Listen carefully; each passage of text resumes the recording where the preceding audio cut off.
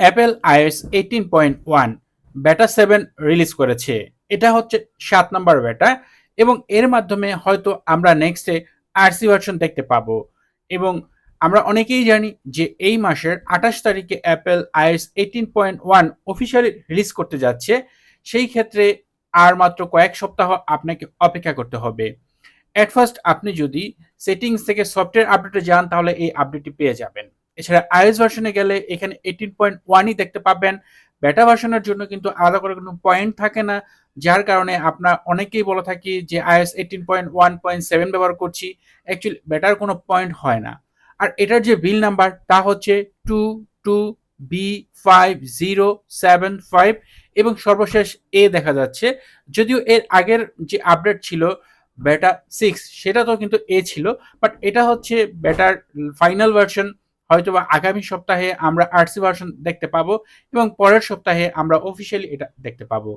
এক্ষেত্রে মডেম যে firmware number তা হচ্ছে 22002। এখানে দেখা যাচ্ছে মডেম ফার্মওয়্যার আগের নাম্বারই রয়েছে, যার কারণে আপনার ডিভাইসে যদি কানেক্টিং রিলেটেড কোনো ইস্যু থাকে সেটা এই আপডেটে এখন পর্যন্ত আপনাকে ভোগাবে। এছাড়া অন্যান্য যে সকল বাগ ছিল সেগুলো মোটামুটি ফিক্স করেছে অ্যাপেল। এখন কথা বলবো যে এই যে আপডেট, এই আপডেটে নতুন কি কি চেঞ্জ রয়েছে, নতুন কোনো ফিচার অ্যাড করা হয়েছে কিনা এবং এই আপডেটটি আমাদের জন্য কতটুকু উপযুক্ত, সেই ক্ষেত্রে আপডেট করার ক্ষেত্রে আমাদের কি এখনই আপডেট করতে হবে না অপেক্ষা করতে হবে ইত্যাদি বিষয়ে এখন এই ভিডিওতে আলোচনা করব। এই আপডেটে নতুনত্ব তেমন কিছুই নেই, জাস্ট কিছু চেঞ্জ নিয়ে আসছে। প্রথম চেঞ্জ যেটা হচ্ছে আপনার যে অ্যাপেল আইডি রয়েছে সেই অ্যাপেল আইডির প্রোফাইল থেকে সাইনিং অ্যান্ড সিকিউরিটি যে অপশনটি রয়েছে এখানে যাওয়ার পর একেবারে উপর দিকে আপনি এখন আপনার email ID plus phone number একসাথে দেখতে পাবেন। যদি আপনার ক্ষেত্রে ফোন নাম্বার অ্যাড করা থাকে তাহলে শো হবে, যেমন আমার এখানে ফোন নাম্বার অ্যাড করা নাই তাই শো হচ্ছে না। এবং ইমেলে যদি আপনি টাচ করেন সেই ক্ষেত্রে এখানে আরো একটি পেজ চলে আসবে, যেখানে আপনি প্রাইমারি ইমেল টগল অপশন দেওয়া রয়েছে। এখান থেকে আপনি সিলেক্ট করতে পারবেন যে অ্যাকচুয়ালি আপনি অ্যাপেল আইডিতে যে ইমেল অ্যাড্রেস ব্যবহার করছেন সেটা কি প্রাইমারি ইমেল হিসেবে ব্যবহার করতে চান কিনা, অথবা আপনি চাইলে এখান থেকে রিমুভ ফ্রম অ্যাকাউন্ট এই অপশনটির মাধ্যমেও কিন্তু আপনার একাধিক যদি ইমেল অ্যাড করা থাকে সেগুলো আপনি এখান থেকে সিলেক্ট করে রিমুভ করতে পারবেন। এছাড়া হোম স্ক্রিনে আরো একটি চমৎকার ফিচার নিয়ে আসছে, সেটা হচ্ছে নর্মালি আমরা যদি উইজেট ব্যবহার করি সেই ক্ষেত্রে এই যে কাস্টমাইজ অপশনে যাওয়ার পর এখানে যে প্রিন্টেড অপশনটি রয়েছে এখানে সিলেক্ট করার পর আমরা যে কালার সিলেক্ট করব, আমরা যে উইজেট যেটা ব্যবহার করছি সেটাও কিন্তু সেই কালারের সাথে সাথে চেঞ্জ হতে থাকবে, যেটা এই আপডেটে নতুন করে অ্যাপেল অ্যাড করেছে। এর আগে হয়তো আপনার ডিভাইসের যে অ্যাপগুলো রয়েছে সেগুলোর কালার চেঞ্জ হতো, বাট উইজেট যেটা ছিল সেটা কিন্তু আপনার যে ডিফল্ট উইজেট থাকতো সেটাই সিলেক্ট থাকতো। বাট এখন এই টিন্টেড ফিচারের মাধ্যমে আপনি চাইলে আপনার হোম স্ক্রিনের কালারের সাথে অ্যাপের কালারের সাথে উইজেট কালারও চেঞ্জ করতে পারবেন আপনার পছন্দ মাফিক। এই আপডেটে এছাড়া নতুন আর তেমন কিছুই নেই, জাস্ট এটা একটা সিকিউরিটি আপডেট। যেহেতু অ্যাপেল এটা অফিসিয়ালি রিলিজ করবে তাই এটা বাগ ফিক্স আপডেট বলা যায়। অ্যাপেল এই আপডেটে কি কি সলভ রিইস্যু করেছে এবং কি কি বাগ ফিক্স করেছে সবকিছু কিন্তু ডিটেলস আপনি রিলিজ নোট অপশনে গেলে দেখতে পাবেন। আপনি বেটা ইউজার হলে ফিডব্যাক অ্যাপে পেয়ে যাবেন, অথবা আপনি যদি আপনার নর্মাল যে গুগলে সার্চ করে কিন্তু জানতে পারবেন এই আপডেটের বেটা আপডেট বিষয়ক। এছাড়া অনেকের ডিভাইসে যে প্রবলেমটা ছিল সেটা হচ্ছে সিস্টেম ডেটার যে একটা বাগ, সেটা এই আপডেটে তেমন একটা দেখা যাচ্ছে না। অলরেডি আমি এখানে চেক করেছি, এখানে 9 জিবি প্লাস দেখা যাচ্ছে। এটা নর্মালি থাকে আমার এখানে প্রায় 7 থেকে 9 জিবি এরকমটাই থাকে। মাঝখানে একটা আপডেট দেওয়ার পর প্রায় 10 জিবি প্লাস হয়ে গিয়েছিল, বাট এখন সেটা মোটামুটি অনেকটাই কমে আসছে। এছাড়া ব্যাটারি রিলেটেড যে ইস্যু রয়েছে সেটা এই আপডেটে তেমন একটা দেখা যাচ্ছে না। ফোন হিটিংও কিন্তু খুব কম হচ্ছে। এখানে আপডেট করা হয়েছে প্রায় 7-8 ঘন্টা হয়ে গেছে। এই 7-8 ঘন্টার ভিতরে আমি হিটিং ইস্যু তেমন একটা দেখতে পাইনি। মোটামুটি সবকিছুই ব্যবহার করতে পারছি, কোথাও কোনো তেমন একটা প্রবলেম হচ্ছে না। এছাড়া ব্যাটারি হেলথের যে বিষয়টা, আপডেট দেওয়ার আগেও আমার 96% ব্যাটারি হেলথ ছিল, এখনো সেটাই রয়েছে।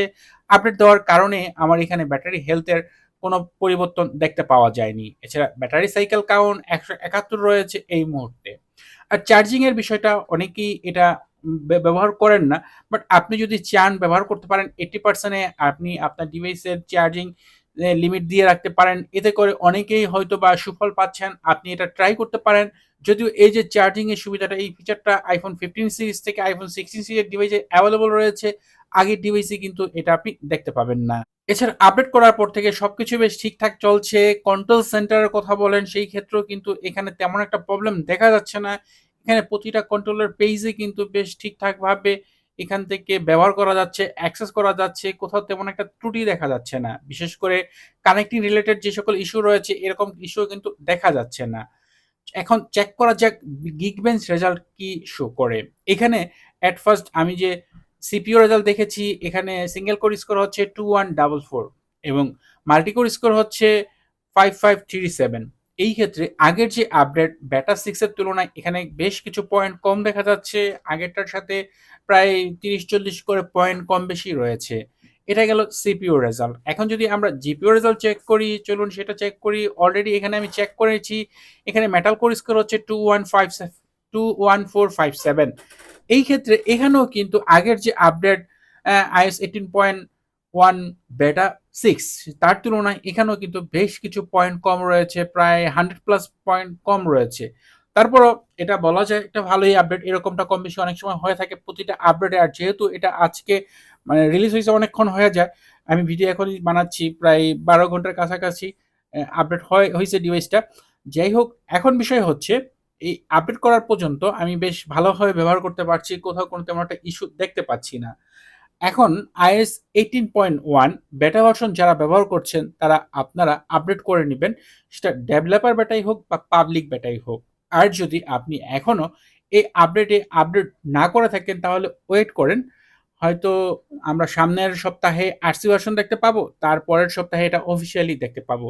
তাই আপনি একেবারে অফিসিয়াল আপডেটে আপনার ডিভাইসটি আপডেট করতে পারেন। এছাড়া এই আপডেটে যে কল রেকর্ড ফিচার রয়েছে সেটা সকল ডিভাইসেই কাজ করছে। তার জন্য অবশ্যই আপনি অপেক্ষা করতে পারেন। বেশ বড় একটি আপডেট নিয়ে আসতে যাচ্ছে অ্যাপেল। এখন পর্যন্ত কল রেকর্ড রিলেটেড তেমন একটা ইস্যু কোনো ডিভাইসে কিন্তু দেখা যাচ্ছে না। সব ডিভাইসেই কিন্তু বেশ চমৎকারভাবে কল রেকর্ড হচ্ছে। সেই ক্ষেত্রে আরো কোনো ফিচার অ্যাড করবে কিনা অ্যাপেল, সেটা হয়তো অফিসিয়াল ভার্সন রিলিজ হওয়ার পরই জানা যাবে। তাই বলছি, যারা অলরেডি বেটা ভার্সন ইউজ করছেন তারা আপডেট করে নিতে পারেন। বেশ স্টেবল একটি আপডেট দেখা যাচ্ছে।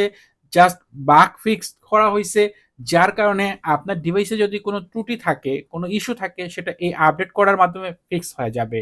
তো এই ছিল ভিডিও। আশা করি ভিডিওটি আপনাদের জন্য উপকারী হবে। যদি ভিডিওটি আপনার কাছে ভালো লাগে তাহলে অবশ্যই ভিডিওতে লাইক দিবেন, কমেন্ট করবেন। চ্যানেলটি সাবস্ক্রাইব না করা থাকলে নিয়মিত আইফোন রিলেটেড ভিডিও দেখার জন্য চ্যানেলটি সাবস্ক্রাইব করে নেবেন। কথা হবে পরের ভিডিওতে। সে পর্যন্ত ভালো থাকুন, সুস্থ থাকুন। আল্লাহ হাফেজ।